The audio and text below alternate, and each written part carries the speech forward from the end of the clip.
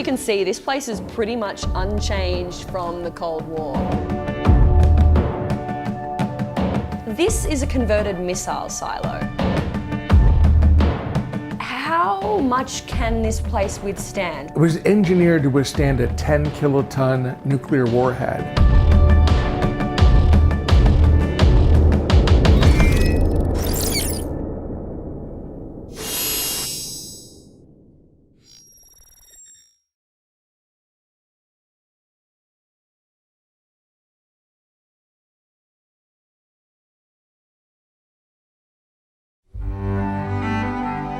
When it comes to the apocalypse, nothing's quite as terrifying as nuclear war. So, when the nuclear apocalypse comes, are we going to get blasted back into the Stone Age? Or can we use our heads and survive the end of days with the help of technology? Here in beautiful Colorado, one man is already thinking about the end of the world. Professor Brian Toon is an atmospheric scientist and an expert on nuclear winter. Brian, level with me. How likely is an all-out nuclear war, and should I be finding a bunker right now? You never know for sure, because that's one of the real terrifying things here, is that one person in the United States and one person in Russia could decide all by themselves to have a nuclear conflict. How many nukes are there around the world? Who has them? There are about 14,000 nuclear weapons in the world. More than 1,000 of them are held by Britain, France, India, Pakistan, Israel, and China. Each of those countries has 200 or 300. Then Russia and the United States have 90% of the missiles. So the lesson is everyone has nukes now. But what exactly happens when these bombs go off? If you're knocking over concrete buildings, you're going to blow people to pieces.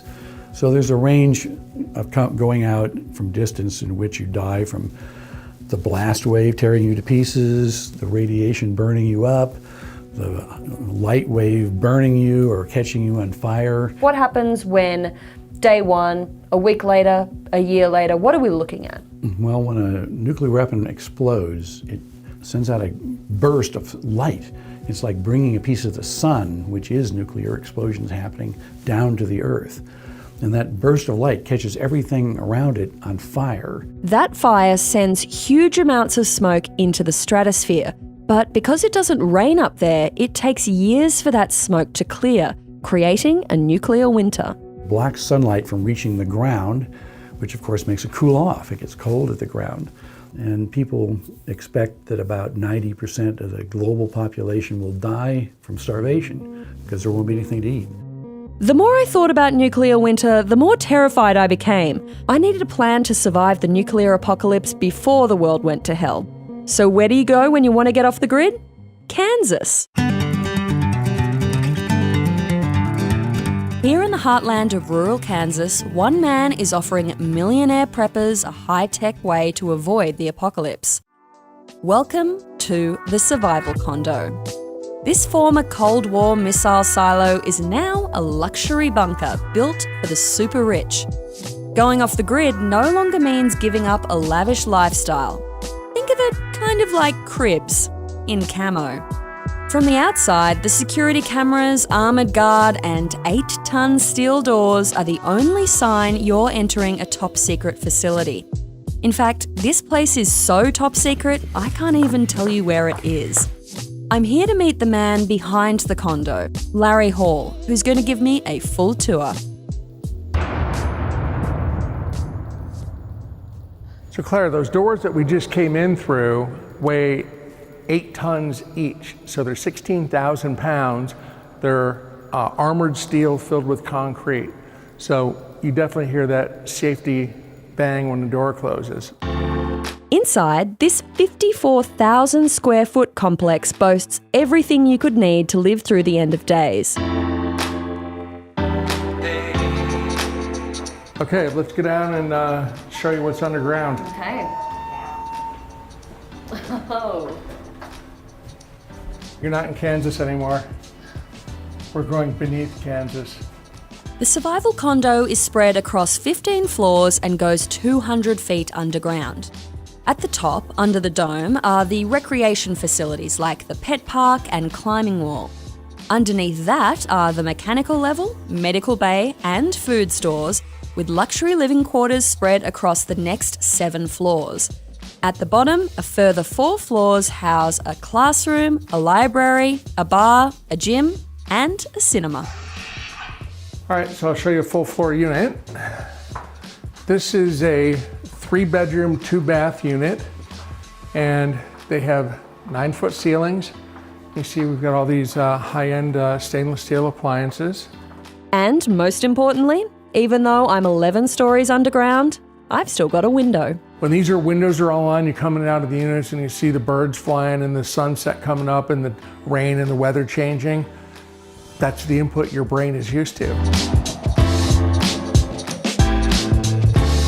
If you look in here, you can see that there's the bidet toilets, and we have a jacuzzi tub and a shower with the side jets. Why do you have bidet toilets instead of regular toilets? Well, interestingly, we did a little calculation, and the max occupancy for this facility is 75 people.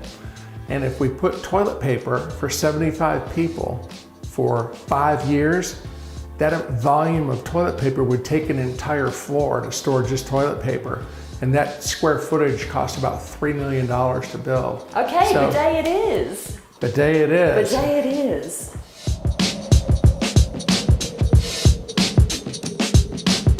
Pretty comfy. These are good mattresses.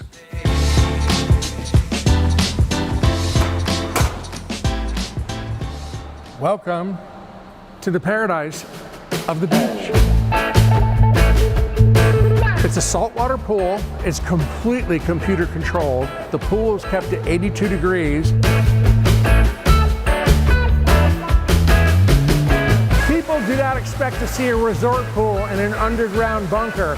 And we get drop jaws every time they go, "Are you kidding me?" Another thing I wasn't expecting underground, so much space. You've got a 24-foot rock climbing wall. This is a fun room. This is an indoor shooting range. You can come down here and shoot everything from handguns up to .308 caliber sniper rifles in here. So under proper supervision. Of course. So we have properly trained people. Theater and lounge level.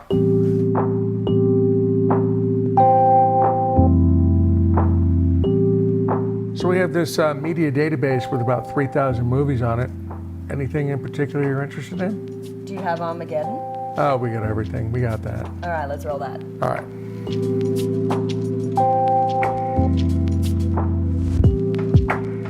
But the apocalypse isn't all fun and games. There's a schoolroom in the bunker so kids from K through 12 can take self-guided lessons on brand new iMacs. And because this is the 21st century, there's no worries if the internet goes out. This whole facility has an internet, and when you buy a unit here, one of the things that you fill out on your form are things that are of interest to you. And what we do is we put that into a device that is like a Google search engine. It goes out and it crawls over the internet and it downloads websites that have those keywords on them. They're also Skype enabled, so when we bring our second silo online, they're going to be connected with a microwave link, and the kids in this elementary classroom could see the kids in the other elementary classroom. They can talk live, and so they don't feel like they're alone. Down on the store level, there's an aquaculture setup that can be used for raising fish and hydroponics for growing organic vegetables. You can have salad daily with this kind of setup. Oh yeah. Great, it's healthy. Yeah. So we'll have tomatoes, onions, different kinds of lettuces, some kale, blueberries, strawberries, blackberries. But even without that, there's still loads, and I mean loads, of stockpiled food. This really satisfies my prepper mode inside of me. I feel very safe surrounded by tins of food. The silo is also kitted out with high-tech equipment to keep everyone in here alive for years. Backup fuel stores, a water filtration system, and even a system that scrubs volcanic ash out of the air, just in case. So if, let's say, Yellowstone were to erupt, the scientists predict that we could have 4 to 5 feet of volcanic ash here. Well, that amount of debris in the air would overwhelm our air and NBC filters. So that pre-filter would come on and it takes all of volcanic ash out of the air. Okay, so I'm not going to die in a super volcano situation. Not here. Okay. You're good. Originally built during the Cuban Missile Crisis in the 1960s, this Atlas missile silo was designed to withstand the launch of America's ICBMs. But turns out designing something to withstand a nuclear launch also makes it really good for withstanding a nuclear blast. It took Larry Hall and his team about 9 months to clear out all that missile gear before doubling the amount of concrete in the bunker and then fitting it out with the luxuries we see today. So this here is a 9-foot thick reinforced wall, reinforced with steel, and this was here when they built the original missile silo. What can you throw at it? It was engineered to withstand a 10-kiloton nuclear warhead detonated within a half mile, and that would produce a shock wave that would travel 2,000 miles an hour. So it can withstand anything up to and including a 2,000 mile an hour shock wave. What's the longest I could live down underground for? It was engineered to be able to be off-grid indefinitely. We've got 5 different power sources, including a wind turbine and geothermal systems. So the limit is really, most practically, 3 to 5 years. That may or may not be enough time to ride out the apocalypse. A nuclear winter can last for months or years. And even after that, you're returning to a world with an altered climate, a depleted ozone layer, and a drastically reduced food supply. To get an idea of just how safe it is to live inside this bunker, I visited its very low-tech cousin down the road. Here, Hall has a second missile silo earmarked for a future survival condo. But aside from the new concrete floors, this place hasn't really changed since the Cold War. This is the elevator shaft, check that out.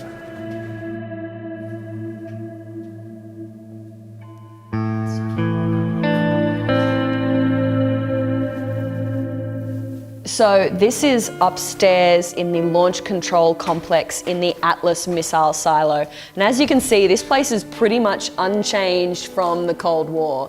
It's got, you can see the lights on springs so that if a missile goes off, the whole thing isn't going to shake off the ceiling. We've got a whole gap around the edge of the room so that you've got space for this floor to rattle. And right in the middle of the room, you can see this is the bathrooms where back in the day you had the shift workers who could go into the bathroom here, and then they lived in these quarters behind me. So you had 3 shifts of people sleeping, resting, and then manning the controls downstairs. It is so eerie to be in here. It's such a bizarre space. What kind of people have bought here? All of our people are self-made millionaires. They're very successful. Doctors, engineers, lawyers, international business people. Almost all of them have children, and they're concerned about the what-if scenario. Like every year, it's like whether it was Superstorm Sandy or global climate change, food shortages, economic collapse, meteor impacts, solar flares. You're listing my nightmares. Exactly. If those are the kind of things that bother you, this is the kind of facility it takes to not worry about those.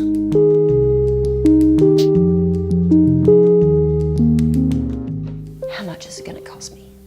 Well, the half-floor units start right around $1 million and go up to $1.5 million. And then we have a full-floor unit. You're going to spend anywhere between $2.5 and $3 million for a full floor. Most of us don't have $1 million lying around to spend on a survival condo.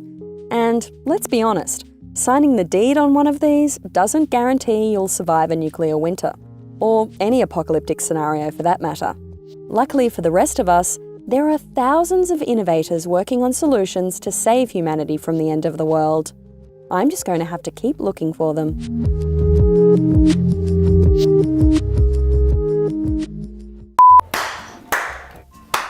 Larry Hall. We're in the survival condos, but I'm 30. No, I'm not. When it bangs outside, make sure you have bang inside. If I see you walking backwards when we're downstairs, you're gonna get kicked out. I don't want to hear you like trying to read me your will while you're falling to the bottom. I didn't feel scared walking downstairs before, but now I've seen the drop, I've become very aware of my own mortality.